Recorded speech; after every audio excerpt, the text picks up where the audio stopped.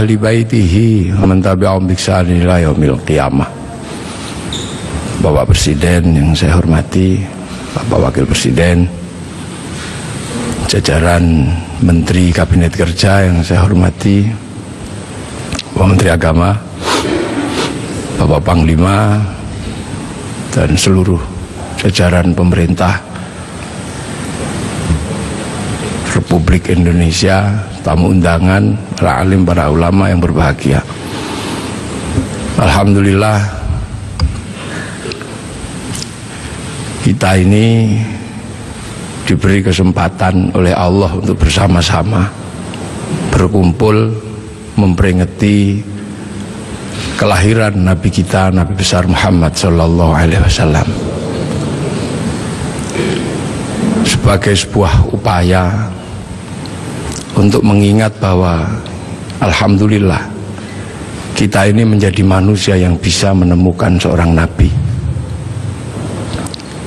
Ada Nabi yang orang-orang tidak bisa menemukannya. Nah, kita ini di negeri yang sangat jauh masih menemukan seorang Nabi. Afrika tidak lebih jauh dari Arab, Eropa tidak lebih jauh dari Arab, tapi kita sejauh ini alhamdulillah masih kebagian agama Allah Subhanahu wa ta'ala. Indonesia ini sudah tempat yang sangat jauh. Naik pesawat ke Makkah ini sudah 9 jam. Nah, kita masih kebagian. Maka kita bersyukur kita masih kebagian, walaupun bagiannya ada yang tidak terlalu banyak. Al-Quran 30 juz, sampai di sini ada yang cuman kebagian Yasin, alhamdulillah. Ada yang cuman kebagian Kulhu, alhamdulillah. Ada yang cuman kebagian Bismillahirrahmanirrahim, alhamdulillah. Kita syukuri. Sholat demikian banyak diajarkan Rasulullah, alhamdulillah kita masih kebagian, walaupun ada yang cuman kebagian setahun sekali hari raya, walaupun ada yang cuman kebagian seminggu sekali Jumatan, bahkan ada yang senengnya baru maghrib tok, alhamdulillah. Hadis demikian banyak, alhamdulillah kita masih kebagian, walaupun hanya ada yang kebagian satu, dan yang satu kebagian kullu bid'atin dholalah wa kullu dholalatin finnar, yang satu kebagian innamal a'malu bin niat. Alhamdulillah, doa yang sebegitu banyak, alhamdulillah kita masih kebagian, walaupun hanya 2. Ada yang kebagian doa makan sama doa ke kamar mandi. Ini alhamdulillah, ini tidak lain dan tidak bukan karena Rasulullah oleh Allah ditakdirkan untuk menjadi nabi yang paling terakhir. Dan nabi yang paling terakhir ini adalah nabi yang punya jangkauan ketika manusia sudah tersebar di seluruh alam. Nabi Adam menjadi nabi, mengurus satu keluarga, itu saja ribetnya sudah luar biasa antara Habil sama Qabil. Nabi Nuh menjadi nabi, jangkauannya satu kaum, itu aja ribetnya udah luar biasa. Nabi Ibrahim satu bangsa, itu aja ribetnya sudah luar biasa. Makanya dibekali oleh Allah mukjizat-mukjizat yang luar biasa. Nabi Musa, nabi yang ngurus satu negara Mesir, itu saja Allah membekali Nabi Musa dengan bekal-bekal yang luar biasa. Punya tangan masuk saku, keluar jadi listrik. Punya tongkat dilemparkan bisa jadi naga. Punya tongkat dipukulkan ke laut menjadi jalan tol. Makanya kalau Pak Jokowi menemukan tongkat itu, kayaknya tidak terlalu sulit untuk membangun jalan tol di Indonesia.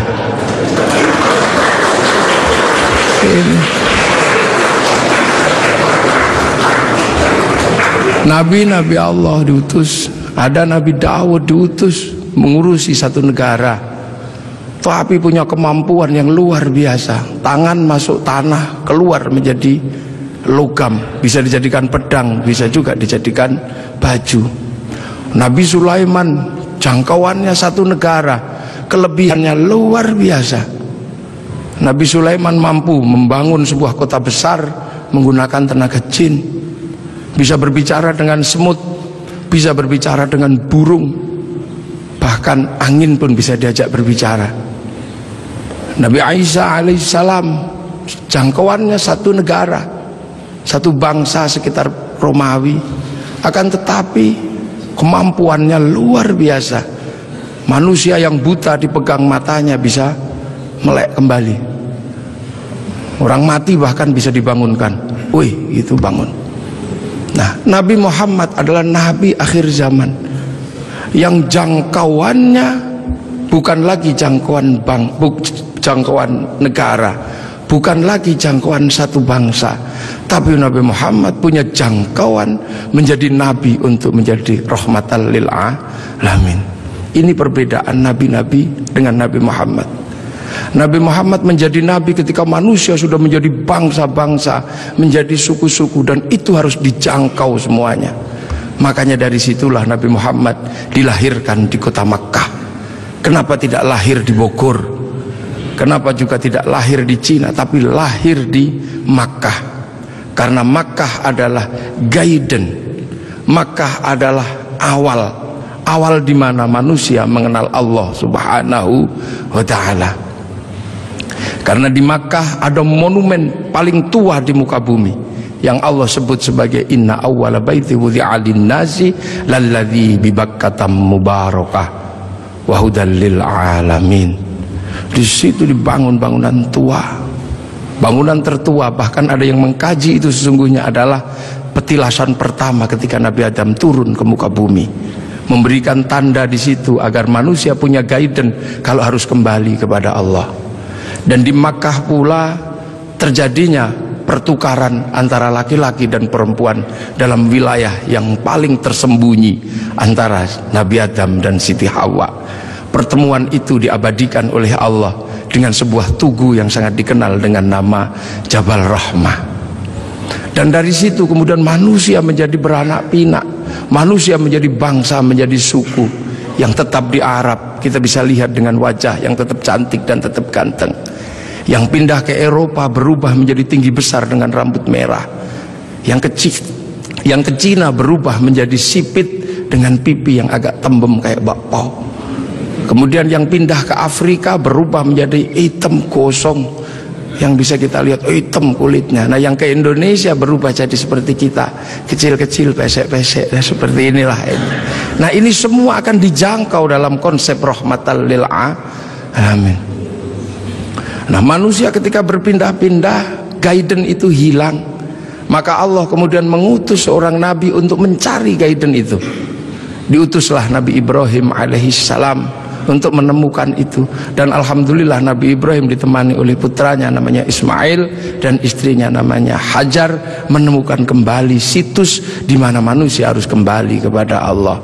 Situs itu dibangun ulang sama Nabi Ibrahim dan berdoa, Rabbana inni askantu min dzurriyyati biwadin ghairi dzi zar'in 'inda baitikal muharram Rabbana liyuqimus sholata waj'al afidatan minan nasi tahwi ilaihim warzuqhum minas thamarati la'allahum yashkurun.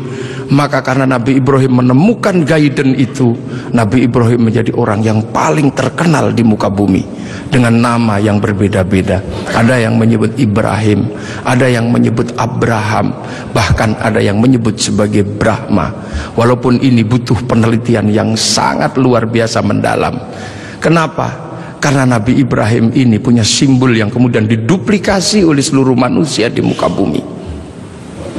Di India ada simbol yang mirip dengan simbol yang ditinggalkan oleh Nabi Ibrahim. Ini butuh kajian mendalam dan ini mesti saya sampaikan dalam sebuah forum kenegaraan seperti ini. Karena ini yang akan mengurai benang kusut antara manusia di muka bumi dengan lahirnya Rasulullah Muhammad sallallahu alaihi wasallam. Umat Islam mengenal Ka'bah, sebuah batu dengan tengah yang tidak ada isinya apa-apa, kosong. Di India ada bangunan yang sama, batu dengan isi yang tidak ada isinya di tengah, namanya stupa. Di Islam ada namanya Jabal Rahmah, sebuah tugu batu, kemudian Di India dikenal ada yang namanya Linggayoni. Ada air yang namanya Zam-Zam. Kemudian ada air yang bernama Gangga Yamuna. Ada perjalanan suci dengan kain selempang. Di sini ada berwarna putih, di sana ada berwarna kuning. Selesai perjalanan suci, ada urusan yang sama terkait dengan urusan rambut. Yang di sini tahallul, yang di sana digundul. Selesai perjalanan suci itu semuanya ada darah, yang di sini ada kurban, yang di sana ada gadri. Dan kalau sudah bersujud meninggalkan hitam 2, yang di sini 2, yang di sana 8. Ini butuh kajian yang sangat mendalam, bahwa ini adalah awal dari yang namanya millata Ibrahim. Kemudian guidance itu bergeser karena Nabi Ibrahim meninggal. Diteruskan oleh 2 putranya, yang satu bernama Ismail, yang satu bernama Ishak. Dan guidance itu berubah ketika Ishak punya anak yang namanya Yakub atau Israel, yang punya anak 12 yang kemudian dikenal dengan nama Bani Israel. Dan Bani Israel mampu membangun sebuah guidance baru karena dikasih kitab Injil dan dikasih kitab Taurat. Yang dikasih kitab Taurat bahkan sampai hari ini masih menjadi bagian besar dari umat manusia di dunia, dengan agama besarnya yang namanya Yahudi. Yang dikasih kitab Injil masih menjadi bagian besar dari agama di dunia ini, yang dikenal dengan nama Nasrani. Punya pusat kota besar namanya Vatikan, dan di sini punya pengikut yang sering dikenal dengan nama Paus Romo. Guidance ini bergeser. Akan tetapi kemudian Allah menunjukkan kembali, ini harus dikembalikan kepada guidance awal, kepada jalur awal.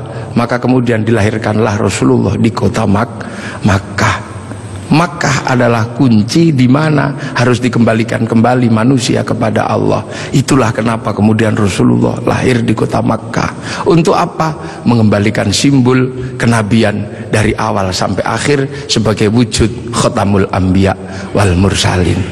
Makanya ketika terjadi sengketa dengan agama-agama yang sebelumnya, maka kemudian Allah mengukuhkan Rasulullah sebagai penerus guidance kenabian. Maka kemudian diangkatlah Rasulullah ke langit, dan Rasulullah ditunjukkan di mana jejak para pendahulunya. Maka kemudian ketika ketemu Nabi Ibrahim, Rasulullah bertanya, kalau orang Jawa bilangnya mbah gitu, Pak Presiden ya, kek atau gitu, aku ini sebagai Nabi terakhir, tapi umat-umat Nabi yang sebelum aku bertanya, apa hakmu ketika kau mengatakan penerus Nabi Ibrahim? Kamu tahu di mana peletakan Nabi Ibrahim waktu membangun kembali Ka'bah? Ya udah, kamu jawab di situ. Kamu tandai nanti kalau kamu turun, kamu tandai itulah tempatku, namanya Jabal Rahmah. Nah, kalau pertanyaannya tentang Mbah Mail, kakek Ismail di sebelah mana? Kakekmu Ismail di sebelah situ, kamu kasih tanda. Itulah yang disebut Khijir Ismail. Lah kalau nenekku Hajar di sebelah mana? Nenekmu Hajar cari airnya di sebelah situ. Itu yang satu namanya Sofa, yang satu Marwah. Lah penjenengan melempari setan itu di sebelah mana? Sebelah situ. Nanti kamu kalau turun kamu kasih tanda biar tidak dilupakan manusia. Itu Jamarat Ula, yang itu Wusta, dan yang itu Aqobah. Nah sekarang kalau gitu yang dulu punya Ka'bah ini siapa? Itu kakekmu Adam. Mumpung orangnya masih di situ, kamu tanyalah, Mbah, apa itu apa? Ka'bah itu dulu aku khawatir, aku turun ke sini takut kehilangan jejakku. Ku kasih tanda dan disebut inna awwala baiti wudi'a lin-nasi lalladzi bi Bakkah mubarakah. Nah kalau Jabal Rahmah itu apa? Kayak kalau bahasa kita, waduh kalau itu saya tunggu I love you ku sama nenekmu Hawa. I love you ku di situ kita tanda. Pokoknya kalau kamu nanti turun jangan kamu lupakan, kembalikan seluruh jejak kenabian. Maka semenjak itu kemudian umat Islam bersama Rasulullah diperintahkan untuk beribadah haji. Nah inilah makanya kalau ada pertanyaan besar, kenapa Rasul tidak lahir di Jakarta? Kenapa Rasul tidak lahir di mana? Karena Rasul adalah Khatamul Anbiya wal Mursalin, dan jejak kenabian yang mengarahkan kepada Allah ada di Makkah, dengan situs tertuanya adalah Ka'bah. Pemahaman tentang Rasulullah lahir di Mekah ini juga akhirnya menjadi kunci. Kunci apa? Kunci bagi kita semua bahwa kita bukan orang Makkah, kita orang Indonesia. Rasul di Makkah, Rasul ini lahir di Arab. Maka kemudian pelajaran Islam pertama didedikasikan untuk mengajari orang Arab agar kembali kepada Allah. Dan Rasul tidak pernah kemana-mana. Rasul mengajarkan Islam hanya sampai di kota Madinah. Setelah itu dalam waktu 22 tahun Rasulullah meninggal. Nah, memahami Rasul yang lahir di Mekah adalah menjadi tonggak. Lantas bagaimana bisa Rasul yang ada di Makkah bisa sampai ke Indonesia ajarannya, dan 90% penduduk Indonesia mengikuti Rasulullah Muhammad sallallahu alaihi wasallam. Ini pasti bukan sesuatu yang mudah. Dalam bahasa Al-Quran, siratal mustaqim, ada yang namanya siratal ladzina an'amta alaihim. Dan inilah yang membuat kemudian kita dengan peringatan Maulid akan ada sesuatu yang bisa sangat menjadi refleksi dasar antara Makkah sama Madinah, antara punya sejarah yang sangat panjang, dan itu bukan datang dengan tiba-tiba. Rasulullah di sana mengajarkan orang-orang sana dengan gaya di sana. Rasulullah sangat terkenal ketika mengajarkan Islam. Rasul bukanlah orang yang keras, Rasul juga bukan orang yang membabi buta. Rasul dijelaskan, anitum harisun alaikum bil mu'minina raufur rahim.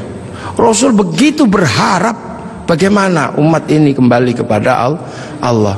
Maka Rasul punya sistem pembelajaran kepada umatnya dengan cara yang berbeda-beda, dengan cara yang sederhana. Ada yang pinter kelasnya Sayyidina Ali, diajarkan dengan cara standar orang pinter. Ya Ali, kamu sholat. Ali, iya ya Rasul. Yang khusyuk, ya. Nanti kalau kamu khusyuk, kamu akan saya kasih serbanku yang hijau atau yang merah, terserah kamu pilih yang mana.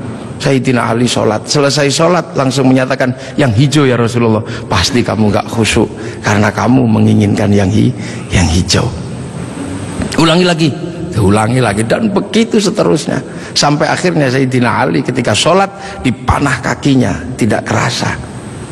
Setelah itu Rasulullah mengimami sholat orang-orang dengan kelas-kelas kayak Sayyidina Ali. Tapi bagi kelas yang kedua menjadi masalah. Kelas pertama ketika Rasulullah sholat, di belakangnya langsung sama-sama mengikuti Rasulullah dhahiran wa batinan, dengan badan dan dengan hati.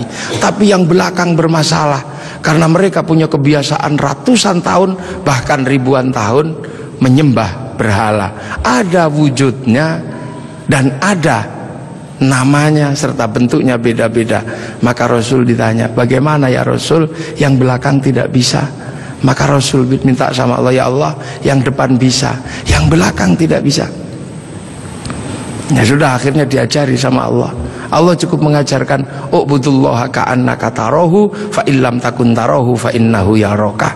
Beribadahlah engkau kepada Allah seolah-olah engkau lihat Allah. Tapi kalau kau nggak lihat Allah, yakin Allah lihat engkau. Maka kemudian para sahabat yang di belakang, yang tidak sekelas Sayyidina Ali, ketika sholat cuma Allahu Akbar, matanya tidak boleh terpejam. Karena apa? Harus mencari Allah. Ka'annaka tarahu, seperti engkau melihat Allah. Maka dilihat kemana. Akhirnya tidak terlalu susah yang di belakang. Tapi ketika engkau lihat kemanapun Allah kamu gak lihat, kamu cukup yakin bahwa kamu sedang dilihat oleh Allah. Maka sholat menjadi mudah bagi orang yang tidak sekelas Sayyidina Ali. Sholat boleh melihat apa saja, bahkan boleh mendengarkan suara bakso, bahkan boleh melihat sarung yang bolong. Tapi tidak boleh, karena harus ingat bahwa sedang dilihat Allah, maka tidak boleh pesen bakso rong mangkok, itu tidak boleh, 2 mangkok tidak boleh. Nah akhirnya yang depan yang pinter bisa sholat, yang belakang bisa sholat. Bahkan ketika Rasulullah menghadapi para sahabat yang berbeda, Rasulullah lagi ngajar ngaji, tiba-tiba dari belakang ada yang teriak, mat, mat, mat. Ini sesuatu yang tidak lazim waktu itu. Karena apa? Semua dilarang menyebut Rasulullah dengan sebutan mat atau Muhammad. La taj'alu du'a ar-rasuli bainakum ka du'a'i ba'dikum ba'dha. Akan tetapi ada sahabat, mat, mat. Sahabat Umar sudah marah. Ini orang dari mana? Gak punya sopan santun sama sekali. Rasulullah bilang, udah paling dia dari kampung. Suruh masuk. Akhirnya begitu suruh masuk ke dalam masjid, bukannya apa-apa, bilang, mat, Apa? Aku pengen kencing. Ya sudah, kencing lah. Disuruh cari toilet, ternyata nggak cari toilet, malah kencing di dalam masjid. Sayyidina Umar sudah nggak tahan melihat kelakuan seperti ini, maka kemudian tariklah pedang Sayyidina Umar, mau dipenggal ini kepalanya. Rasulullah cuma mengatakan, Umar jangan, begini-begini juga umatku, ini datang dari kampung yang sangat jauh, di kampungnya memang terbiasa kalau kencing sembarangan, ada bantrek juga dikencingi, ada selokan dikencingi, gini-gini juga umatku, gini-gini juga santriku, tapi ini santri dari Bogor. Ibaratnya begitu. Dan itu akhirnya diabadikan oleh Allah. Wajah amin aqsal Madinah, datang seorang dari pelosok. Kalau Allah sudah menggunakan bahasa aqsa, itu artinya adalah jauh, yang sangat jauh. Kalau dalam bahasanya Bapak Presiden namanya Jabal Kat, tidak tahu entah di mana. Kalau jauh gitu aja bait. Rasulullah yang diopeni macem-macem. Ada yang senengannya tidur di masjid, tapi ibadahnya bolong-bolong. Kalau Rasulullah datang, dia langsung bangun pertama kali, salaman, cup, tidur lagi. Ini ada di zaman Rasulullah. Kemudian setelah Rasulullah selesai sholat, Rasulullah digandoli, Pak Presiden, digandoli gini.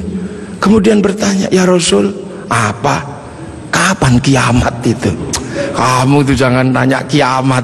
Kayak kiamat itu pakai ibadah, pakai bekal. Kamu tak lihat cuma tidur tok, suluman salaman. Bekalmu apa? Bekalku bukan itu ya Rasul. Nah apa? Cinta sama engkau ya Rasul. Cinta tok, nggak jalan? Enggak ya Rasul. Cinta kan tidak harus memiliki ya Rasul. Akhirnya ya sudah, kalau kau cinta aku. Rasul pergi. Ketika Rasul pergi, digandoli lagi. Ya Rasul, ada apa lagi? Aku sudah jujur sama engkau ya Rasul. Ada apa? Aku kan cinta sama engkau. Engkau cinta sama aku nggak ya Rasul? Ya iya, wong kamu cinta sama aku ya cinta sama engkau. Nah kalau gitu ceritanya, Rasul kan kalau cinta sama aku ini yang penting. Orang cinta kan nggak mungkin tega meninggalkan kekasihnya di neraka. Makanya Rasul pasti gak tega besok kalau cinta sama aku meninggalkan aku di neraka. Iya, nanti kamu tak ajak ke surga. Man ahabbani kana ma'i fil jannah. Asbabul wurudnya hadis itu adalah itu. Kemudian saking senengnya dia lari, yes gitu, lari. Begitu dia lari, Sayyidina Abu Bakar datang tergopoh-gopoh. Ya Rasul, bener gak yang tadi itu cinta tok masuk surga? Iya ya Abu Bakar, cinta tok ya Rasul. Iya. Maka Sayyidina Abu Bakar, dia cinta tok akan dibawa Rasul ke surga. Kayaknya aku lebih mungkin ini, anak tak kasihkan, unta tak kasihkan, kayaknya aku ini lebih mungkin. Sayyidina Abu Bakar langsung joget ini, iya, muter sampai jubahnya terangkat. Inilah yang akhirnya jadi manhaj torekohnya Sayyid Jalaluddin Rumi, yang dikenal dengan torekoh Maulawiyah, yang sekarang dikenal dengan nama Tahrisu Sufi. Bahkan Rasulullah pernah satu ketika Makkah geger gara-gara ada apa? Ada orang tawaf dari kampung, saking bodohnya dia tawaf cuma dengan satu kalimat, ya Karim, ya Karim, ya Karim, ya Karim, ya Karim, ya Karim. Sahabat bingung, ya Rasul, kayaknya ada aliran sesat ya Rasul. Sesat bagaimana? Ini ada orang dari pagi tawaf cuman ya Karim, ya Karim. Maka Rasulullah mengikuti, ini bener nggak? Ada beneran. Diikuti Rasulullah dari belakang, ada ya Karim, ya Karim. Lama-lama Rasul mengikuti orang ini, ya Karim, ya Karim, ya Karim. Kenapa? Rasul nggak tahan, ngikuti juga, ya Karim, ya Karim. Orang ini marah, dan siapa di belakangku yang berani menirukan aku? Awas, tak banting orang ini nanti. Aku pukul. Ternyata apa, orang ini nggak tahan, akhirnya balik ke belakang. Rasul dipegang, dipiting begini. Kamu ya yang menirukan aku, ya Karim, ya Karim ya. Awas kamu, tak adukan sama nabiku, tak adukan sama kekasihku kamu.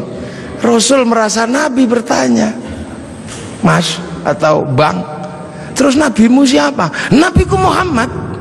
Muhammad siapa? Muhammad ibn Abdillah. Kamu pernah ketemu? Belum. Nanti kamu tak banting di sana. Begitu dia bilang, dia menyatakan bahwa dia adalah apa? Umat Rasulullah. Rasulullah langsung matek, ya Allah, tak kira umat siapa, ternyata ini umatku juga. Rasul sedih dan terharu, Rasul menangis. Sedih Rasul, ya Allah, ada umat yang begitu cinta tapi nggak pernah ketemu sama aku. Maka begitu lihat Rasul menangis, orang ini semakin bersemangat. Nah, gitu aja nangis. Tadi nirukan ya Karim, ya Karim. Akhirnya apa? Ya Allah, Rasul menangis, aras berguncang. Kemudian malaikat Jibril turun, ya Muhammad, kenapa engkau menang? Dibanting orang ini kamu. Enggak ya Jibril, jangan salah paham. Orang ini tadi tawaf ya Karim menggemparkan masyarakatku. Aku ikuti, ternyata benar ada dan aku nggak kuat, aku tirukan. Dia marah dan inilah kejadiannya. Aku dibanting sama dia dan aku mau dibilang sama nabinya, sama kekasihnya. Lah aku tanya, nabimu siapa? Muhammad. Muhammad kan aku sendiri, Bril. Berarti ini umatku. Aku terharu, sakit, Bril. Sakitnya tuh di sini. Ibaratnya orang ini. Ya sudah, kamu ngaku saja kalau engkau Rasul Muhammad. Akhirnya, Mas, udah pernah ketemu Rasul? Belum. Nanti kamu tak banting di sana. Mas, Muhammad itu aku, Rasul itu aku. Hah? Engkau Muhammad Rasul? Nangis orang ini. Nabi dipeluk-peluk sambil menangis. Ya Rasul, aku belum pernah ketemu sama engkau ya Rasul, tapi aku iman sama engkau. Dan di kampungku yang paling pinter cuman aku ya Rasul. Kita makan doanya ya Karim, kita apa doanya ya Karim ya Rasul. Tolong ya Rasul, karena ini kami bodoh dari kampung, kami nggak ngerti apa-apa. Tolong ajaklah aku ke surgamu kalau engkau masuk surga ya Rasul. Iya, nanti kamu bareng, sama-sama nangis. Saking senengnya orang ini lantas berjoget, iya gitu. Saking senengnya mau diajak Rasul ke surga. Malaikat Jibril dibilang sama Allah. Jibril bilang itu, walaupun orang itu nanti diajak Muhammad masuk surga, katakan padanya, dosanya tetap kuhitung. Malaikat Jibril menyampaikan ke Rasulullah. Rasulullah menyampaikan, ya Mas, Allah barusan berfirman lewat Jibril, walaupun engkau nanti kuajak masuk surga, tapi dosamu tetap dihitung sama Allah. Orang ini kaget juga enggak ada perubahan apa-apa, cuman melotot aja. Apa ya Rasul? Dosaku mau dihitung sama Allah. Suruh ngitung, nggak takut aku. Suruh ngitung aja kalau dosaku mau dihitung sama Allah. Nggak takut aku. Tapi hati-hati, kalau dosaku sampai dihitung sama Allah, Allah tak ajak hitung-hitungan sama aku. Loh, kok Allah kamu ajak hitung-hitungan bagaimana? Akan kuhitung seberapa besar dosaku, kan kuhitung dengan seberapa besar pengampunan Allah.